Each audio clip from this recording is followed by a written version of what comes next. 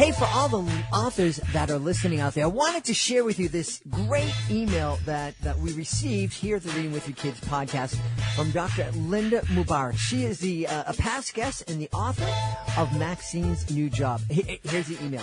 Dear Fatima and Jed, good news! Maxine's New Job has been nominated to receive the prestigious Henri Award at the 2018 Christian Literacy Awards for Outstanding Literacy Work in the Children's Book Division.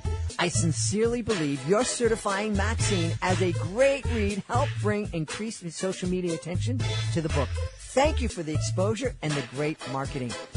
We are so happy for Dr. Linda Mubarak that her book, Reading with Your Kids Certified Great Read, Maxine's New Job, received this prestigious recognition. We would love to help your book receive that same kind of recognition. If you are interested in having your book considered for our Reading with Your Kids Certified Great Read program, please visit our website, readingwithyourkids.com. You can click on the contact button, send us a note, and we'll send all the information back to you, or you can go right to our Certified Great Read page on our website.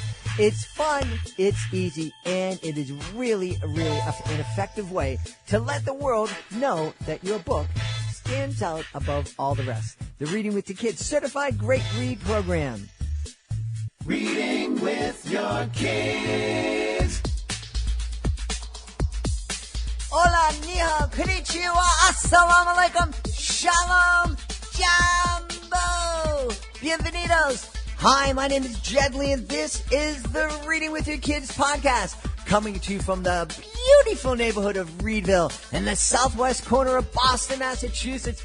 Please be sure to subscribe to the show on the iHeartRadio app, on Google Podcasts, Apple Podcasts, Stitcher Radio, or wherever you find your podcast. You don't want to miss an episode. Today we're speaking to Haylie Nystrom. She is the author of the beautiful children's book, The Fairies of Frost.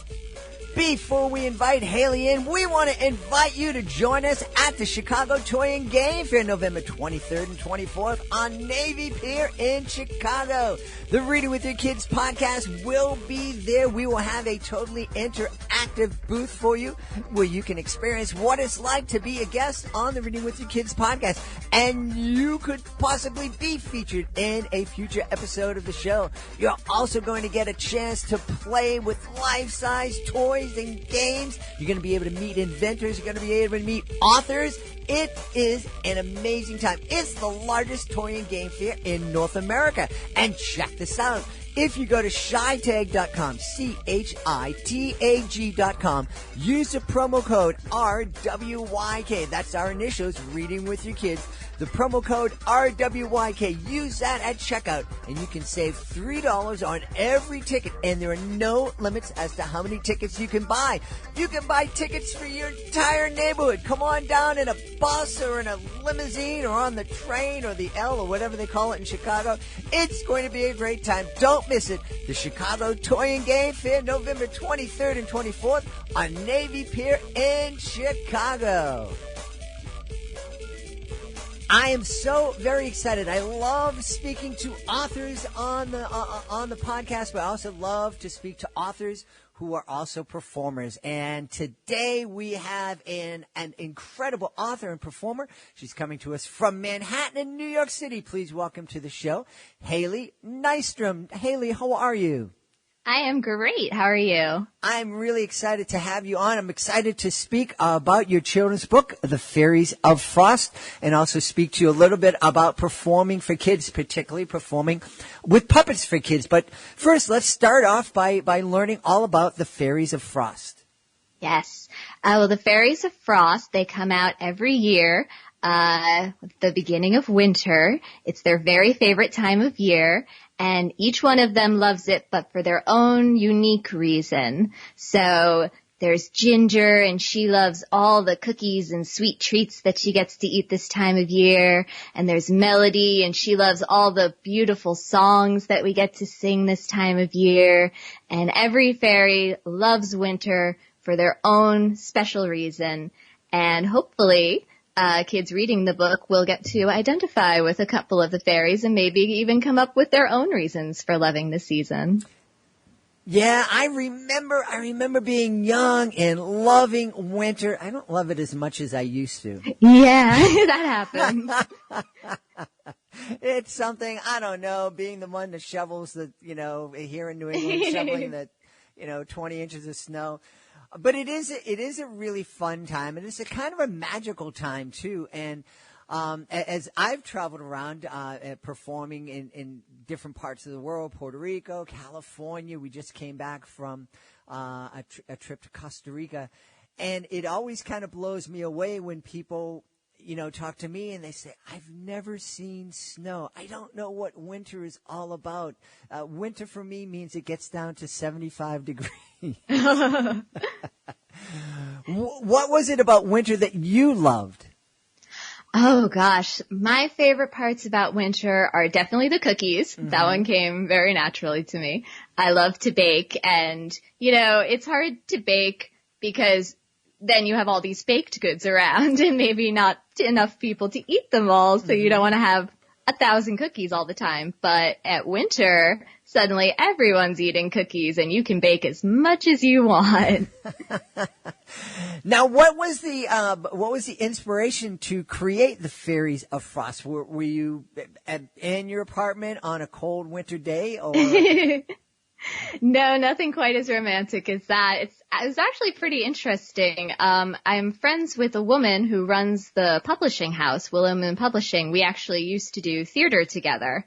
And now she runs this publishing house in Lancaster, PA. And she came up to me and said, I found this illustrator. I love her work, but she doesn't fit with this book I'm hiring for right now, but I want to use her. If I send you some of her illustrations, do you think you could be inspired to write something that would fit her illustration style? And I was like, yeah, I think I could do that. So she sent it to me, and there were these beautiful winter scenes with these magical, like elf, fairy, something magical beings flying around. And I was like, ooh, magical winter. So I started thinking, like, what does that inspire in me? And it just inspired the love of the season. So I was like, oh, that could be a whole series of like one for spring, one for summer, one for fall. Yeah, awesome. It's really fun hearing this so often, and it's the norm when we're on a show, and the reverse happens. The story comes first, and then it goes out to an illustrator who, takes the story and kind of paints and creates the illustrations and adds to the story through the illustrations. This isn't the first time, but it's unusual to hear the opposite happening, where the author is inspired by the illustrations. Yeah, I know. It's a little unusual, but it's what happened this time. Now, is this something that you enjoyed? Was this an enjoyable creative process for you? Oh, yeah. I've been writing for, again, professionally, wishy-washy, but I've been writing for myself for about a decade now. I've been doing sketches and plays and creating original puppet pieces and things like that. And this was the first time, though, that I tried to write for children specifically. So that was an interesting thing to be like, okay, get into the mind of the child. Mm-hmm. And it was neat to go back to that part of my brain. I've heard authors of adult books, very important adult books, sometimes look down their nose at children's authors and kind of joke and, anybody could do this. What kind of challenges did you experience writing for kids for the very first time? Well, this story is told in rhyme, so that's a whole thing. I've told my husband a few times, when I write my next book, it's gonna be in prose, no more rhyming, because it's amazing. You can write, just free form, and you can get 5 pages done in a day easily, but when you're writing rhyming couplets, you can work on 2 couplets all day, and you're like, oh, I'm exhausted. I imagine, too, it must be difficult kind of remembering that, as we're speaking to adults, there are so many experiences that we have as adults, And I think there's kind of a shorthand that happens between adults because it's like, oh yeah, you remember New York? Oh yeah. And, so we don't have to explain a lot of things, but when we're talking to kids and trying to communicate to kids, we need to remember that, for some kids, winter might be a brand new experience for them. Yeah. Yeah, that's what I tried to come at it with. It's that sort of Bambi experience of like seeing snow for the first time and like just the wonderment of everything. 'Cause it is amazing if you've never seen it before. Absolutely. Now talk a little bit about being a puppeteer. That is, I've had very little experience, playing with puppets on stage. Puppetry is a beautiful art form. It really is, and it's really kind of grown in the last couple of decades, I think. I'm thinking of, the Lion King on stage, kind of puppets that are going on there. And I just got back from performing at the Rochester Fringe Festival, and they had these giant kind of inflatable kind of floating puppets things, and it's just amazing. How did you get into puppetry, and what's that experience for you like? Well, I first got introduced to creating and performing puppetry in college, but I didn't really, it was just part of my acting degree. I didn't get into it specifically, but it interested me, and I thought it was neat, but I didn't think it was, a career path. Not like acting, of course. But, so a few years passed and I got cast in a production of Avenue Q out in San Francisco, and I just seemed to have a knack for it. It came very naturally to me. Like I was getting compliments from people who had been doing it for years. They're like, you do this great and you're natural at this. And I was like, oh my gosh, this is actually kind of magical. I really like this. And a friend of mine out there was a puppeteer, like full time. So I was like, oh, that is like a thing people can do. So he helped me get started making my own pieces. And now I create puppets. I create stories to make puppet shows for. And sometimes I do them live. I have some YouTube videos of some ones I did for video. And it's a great thing, especially like as an actor, you usually need to wait to get cast in a show before you can do your acting. But with puppeteering, you're kind of in charge of the whole thing. You can make it. You can do whatever you want with it. That's one of the things I love so much about performing as a clown, as a magician. You're your own boss. And yes. You can create a show if you decide to create a show. If there's a need out there, you can get down and just be inspired to fill that need. And like you say, you don't have to wait for the phone to ring. Yeah. I also love with puppetry, it's so versatile. Like most people, when they think of puppets, they think of the Muppets and like that's it. But there's hand puppets, there's shadow puppets, you could do stop motion. That's a form of puppetry. Like I love them all. Now, and the other thing is that a lot of times you're mentioning that people, when they think of puppets, they think of the Muppets, and they also think of kids. But as we're discovering, Avenue Q, I certainly wouldn't call that a kid's production. No. And I just saw, like 6 months ago, King Kong on Broadway had the most amazing puppet I have ever seen, and that was definitely not a kid's show either. Yeah. Tell me, I don't know if you've had this experience yet, but I'm curious. Have you had the experience when you're doing an adult thing, like filling out an application for life insurance or for a loan or getting your license renewed, and it says occupation? Have you put down professional puppeteer and gotten some strange looks? I have, actually. There's usually a raised eyebrow and then like a look back and forth between me and the paper, like they're going to see a puppet on my arm all of a sudden.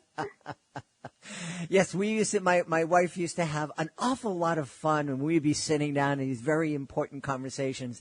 It happened a lot when we were buying our home, and it would, and the loan officer would turn to me and say, occupation, and my wife would say, he's a clown. And they would always respond by, oh, that's not nice. And I'm like, no, I am a clown. Talk a little bit about, because I'm thinking, puppetry, it's a wonderful way to kind of express yourself outside of yourself. I don't know if that makes sense. You're expressing yourself through this character. And I'm thinking that this could be a wonderful tool for a family if they have a child that's maybe a little bit shy or, doesn't like to express themselves and maybe, helping them work with puppets, introducing them to puppetry could help some of those kids break out of their shells. Oh, definitely. There's this weird disconnect connection that happens when you're performing puppetry where like you're not the puppet, like I've had conversations with my puppet alone in a room before. And yeah, I think that would be very helpful for shy kids because they're not themselves, so they can say whatever goofy thing pops into their head and it's the puppet saying it. Mm-hmm, mm-hmm. Now, I don't know if you've had this experience in my, the little bit of puppetry that I performed. I was very clearly in front of the audience manipulating the puppet. But I was amazed at, the fact that a lot of kids would come up and talk to the puppet. Mm-hmm. Even though I'm standing there with my hand up the puppet's back.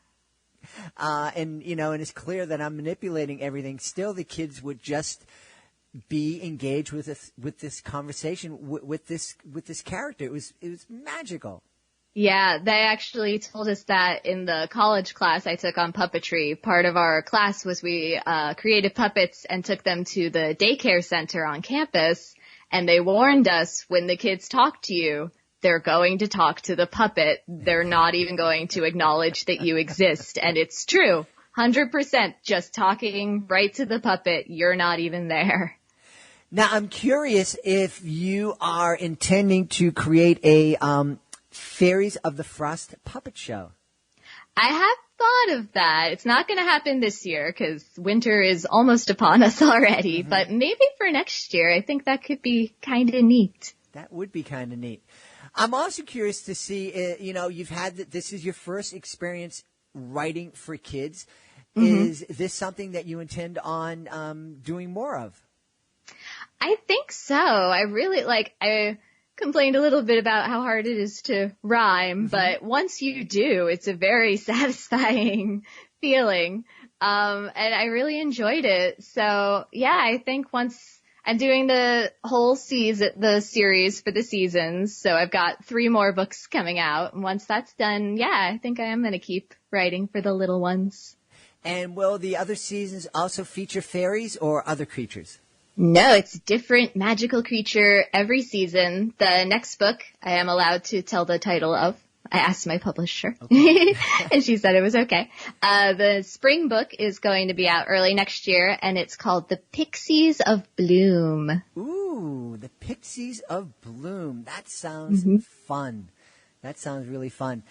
Now, I see in the information that you sent that you do some school visits. What kind of what can we expect if you were to visit a school or a classroom? Well, I actually haven't done one yet, but I am open to the possibility. And if and when I do get to finally do one, I would read the book. I have some experience public speaking, so I think I'd be pretty good at that. And bring some coloring pages and mostly just talk to the kids about what they like about the seasons and get their minds going and appreciating everything that's happening around them. That's awesome. Now, I know folks are going to want to connect with you and find out more about the Fairies of Frost and also find out more about Haylie Nystrom and what's going on in your career. So where can folks connect with you online? I have a website. It's Haylie Nystrom. Spell it for you because it's a weirder name. HAYLEYNystrom.weebly.com. And I also, if you want a little more active engagement, I have an author Facebook page. Ooh. So that's just my name, and you can join me there and we can chat there. That sounds awesome. We've had such a great time talking to the author of the Fairies of Frost, Hayley Nystrom. Hayley, thanks so much for being part of the show today. Thank you so much for having me. This was fun. Please be sure to join us for the next episode of the Reading with Your Kids podcast. We'll be traveling to Costa Rica, where we will be speaking to Akoma Morono Schreiner about her wonderful book, The Missing Money. That is the next episode of the Reading with Your Kids podcast. We're really excited. I am the author of a great children's book. It's called The Great Maratini, and my friend Chris Hardy is going to tell you all about it. If you are the author of a great children's book, you want to check out that Reading with Your Kids Certified Great Read program I was telling you about at the beginning of the show. You can learn all about it at our website, readingwithyourkids.com.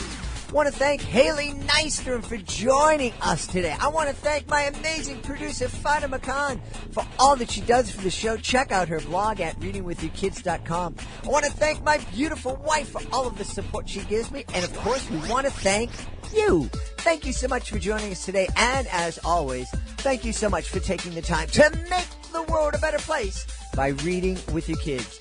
I'll be looking for you in the next episode of the Reading with Your Kids podcast. This episode of the Reading with Your Kids podcast is brought to you by Jetley's award-winning children's book, The Great Maratini. A very long time ago, there was a boy named Sam who liked to do his magic tricks, and he was quite the ham. He was called the Great Maratini, the best magician of his age, but his greatest feat took place far away from any stage.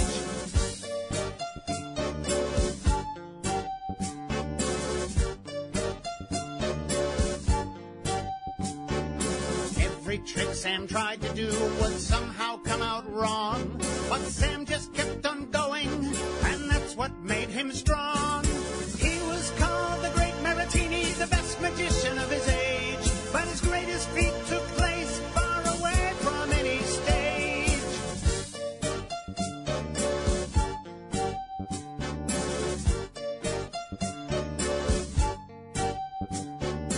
One day as he traveled, he helped a stranger in need, and this was not a trick, oh no, but a magical good deed. He was called the Great Maratini, the best magician of his age, but his greatest feat took place far away from any stage. He was called the Great Maratini, the best magician of his age, but his greatest feat took place far away from any stage. To get your autographed copy of the giant bilingual edition of The Great Maratini, please visit greatmaratini.com.